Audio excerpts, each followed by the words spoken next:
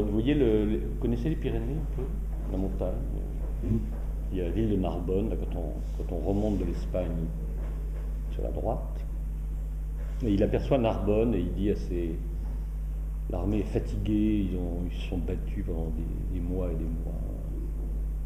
Et puis il dit à ses barons, il leur dit, l'un après l'autre, il leur dit, allez, tiens, prends cette ville, va te battre pour prendre cette ville. Et puis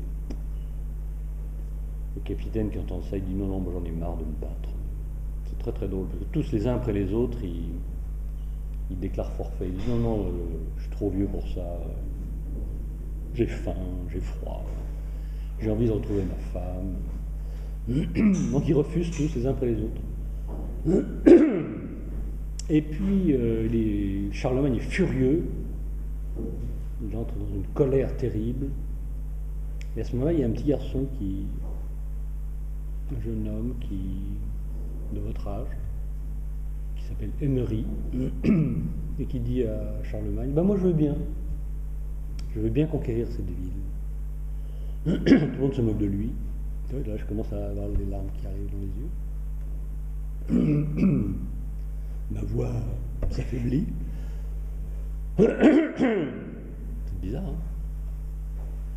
Et tout le monde se moque de lui. Et Charlemagne dit, écoute, puisque tu veux y aller, tu vas sans doute aller au casse-pipe, mais vas-y si tu veux. Et le poème se termine. Le lendemain, Emery prit la ville. Très très beau poème. Et là, je vous fais une espèce de narration en prose qui n'est pas très belle, mais le vers de Hugo, là, c'est vraiment la grande manière de Victor Hugo. C'est un des plus beaux poèmes de la langue française, tout simplement. Donc mon émotion est aussi une émotion esthétique. Si je pleure, c'est pas uniquement à cause de cette vision de l'avenir, voilà, du jeune homme, de la jeunesse, à côté des vieilles barbes. Mais c'est aussi parce que c'est très beau. Voilà. Donc je vous recommande de lire ce poème. Que je ramènerai. Vous demanderez à Madame Soulier de vous le lire, et je pense qu'elle sera en larmes. La lecture doit durer à peu près 10 minutes. Je pense qu'à la 9e minute, vous serez tous en larmes.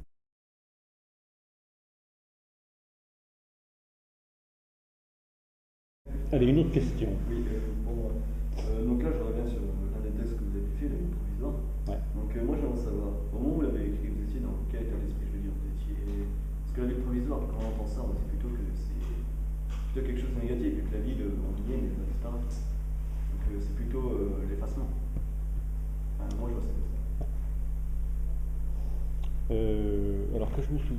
Montrez-moi, c'est beau la manière dont c'est imprimé. C'est très beau.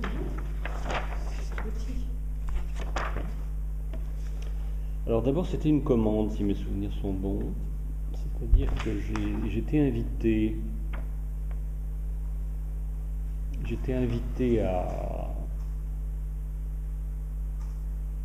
des rencontres d'écrivains qui avaient lieu à Naples, en Italie.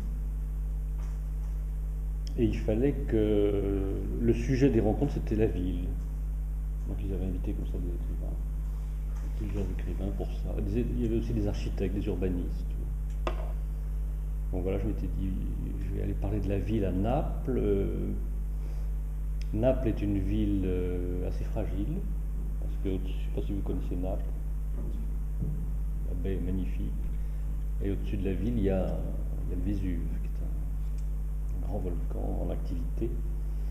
Et les vulcanologues prétendent que d'ici 50 ans, il y aura vraisemblablement une très très grosse éruption du Vésuve. Et qu'il y a quelques chances pour que Naples, quelques malchances pour que Naples se retrouve dans l'état de Pompéi, si vous voyez ce que je veux dire, la ville romaine qui est pas loin de Naples, qui a été totalement détruite. Je ne sais pas exactement à quelle époque. 79 après Jésus-Christ. La vache. Vous avez vu la réponse, la rapidité de la réponse? Des rares dates que je connaisse par cœur. 79 après Jésus-Christ. Voilà. Donc 2000 ans après, L'histoire ça peut se répéter. Bon, c'est pas absolument sûr, mais. Alors évidemment, le fait d'aller parler de la ville à Naples, je pensais à ça, et l'idée de fragilité de la ville, c'est à ça un peu que j'ai pensé. La ville est à la fois quelque chose de apparemment extrêmement stable, solide, bougeant très lentement, et je crois que c'est de ça un peu que je parle, c'est de son nom. Et puis ça s'était croisé avec la lecture de Oulipo qui était sur le thème peu à peu.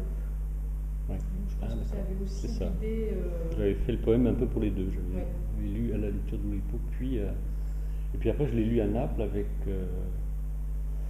C'était une lecture dont j'ai un très beau souvenir parce que le texte avait été traduit en italien et on lisait. C'était avec Camille d'ailleurs qui lisait en italien parce qu'elle parle très bien l'italien. Et donc je lisais un vers en français et elle lisait la traduction en italien. Et on intercalait comme ça dans la lecture, c'était très bien. Voilà.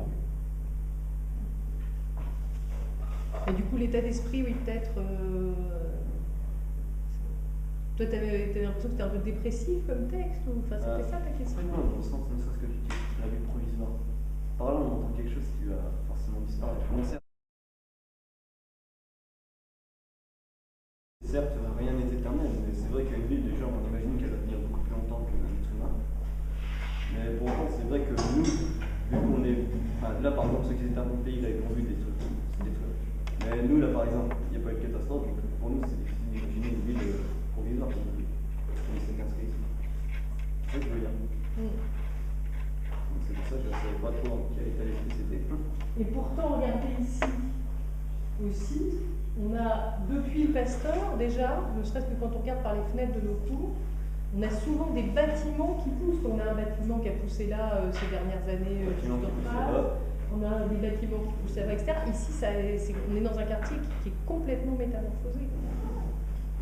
Mais qu'on ne parcourt pas tellement, c'est pas un quartier dans lequel on va marcher beaucoup, etc. Donc c'est juste c'est comme une image de à côté qui change, mais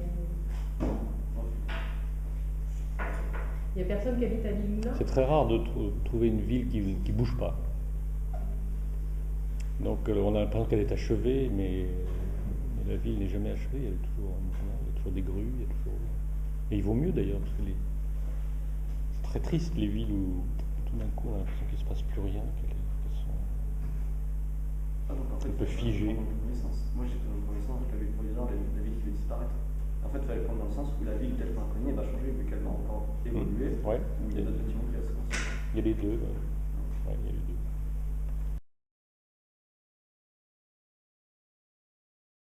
Du coup, ça renvoie, parce on a travaillé sur la rue Volta de Queneau puis de Roubaud. Ça renvoie aussi à ça, à cette évolution de la ville que finalement le poème essaie de rendre. Toi, tu t'es pas inscrit dans les pas de Roubaud ou de Queneau sur les poèmes de...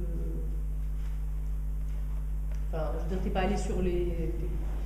Il n'y a pas une poursuite, enfin, tu fais beaucoup de poèmes de ville, mais tu n'es pas allé sur les traces de Queneau, de Roubaud. Je l'ai fait une fois parce que j'avais dû faire une visite guidée poétique à Paris une fois, donc j'avais retrouvé des lieux de courir les rues, effectivement.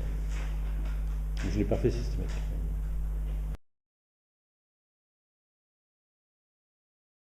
Quand j'ai commencé à publier, c'était plutôt des nouvelles au départ. Des poèmes et des nouvelles en même temps, quasiment. Mais avant de publier un livre chez un éditeur un peu installé, ça a pris pas mal de temps. Et c'était un recueil de nouvelles, de contes, de nouvelles. Voilà. Et donc, vous disiez que vous aviez commencé à rêver d'écrire vers votre âge, mais un peu avant. Le premier arrêt que vous avez dit que c'était un peu avant. Mais que vous aviez commencé que vers l'âge de 35 ans.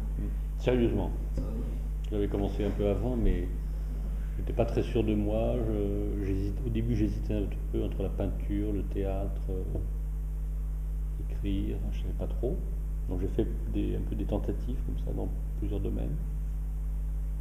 jusqu'au jour où ça s'est vraiment clarifié, et à ce moment-là, voilà, il fallait y consacrer tout son temps. C'était clair. Brusquement, c'était devenu clair.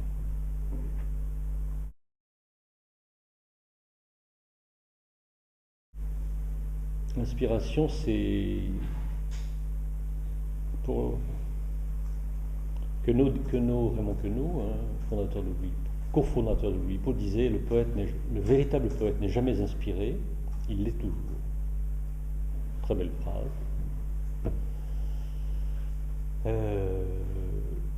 Pour avoir de l'inspiration, donc pour être poète, il faut d'abord en avoir envie. C'est la première chose. Si on en a une envie forte, on la porte s'ouvre. Ça s'apprend pas, ça se décide pas. Si on n'a pas envie, on fait autre chose, c'est pas grave. Mais si on a envie qu'on ouvre la porte, à ce moment-là, pour moi, il y a 3 lieux essentiels de l'inspiration, mais il peut y en avoir d'autres. La première chose, c'est la langue dans laquelle on travaille.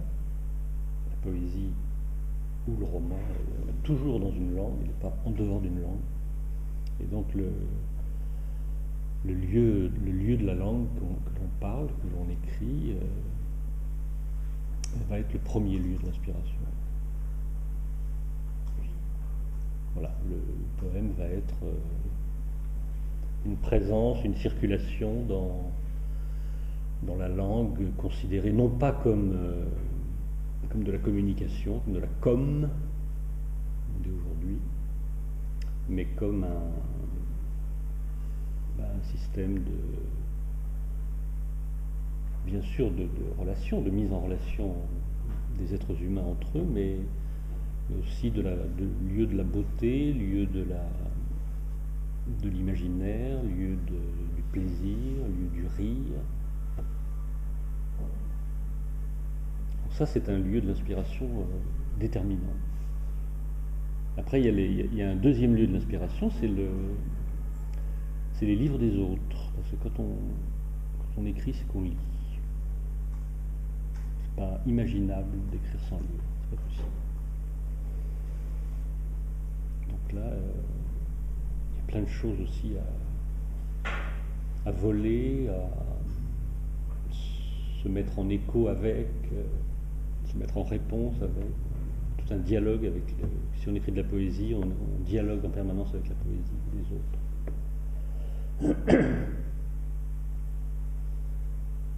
Et puis le troisième lieu, c'est le monde. Alors le métro est très bien pour ça, parce que les gens, si on décide d'aller écrire dans le métro, c'est pas parce que les gens vous embêtent, c'est au contraire parce que les gens vont vous donner plein de choses. Donc c'est bien d'être dérangé par le monde. Écrire, c'est pas, en tout cas pour moi, c'est surtout pas être tranquille dans mon coin, c'est surtout pas ça.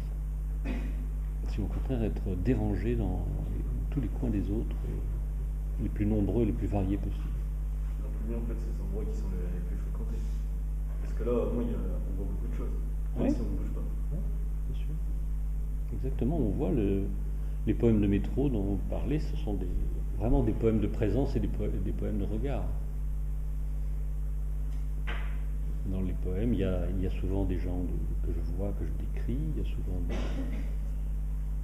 des ambiances dont je parle, les noms des stations dans le métro, c'est très intéressant, par exemple.